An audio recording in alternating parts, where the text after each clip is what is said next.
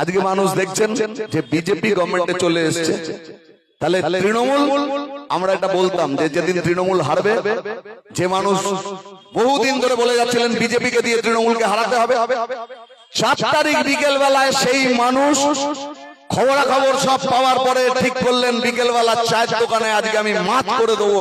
আমি এত বছর ধরে বলে গিয়েছি বিজেপিকে দিয়ে তৃণমূলকে টাইট দেবো, আজকে সত্যিকারের টাইট দিয়ে দিয়েছি।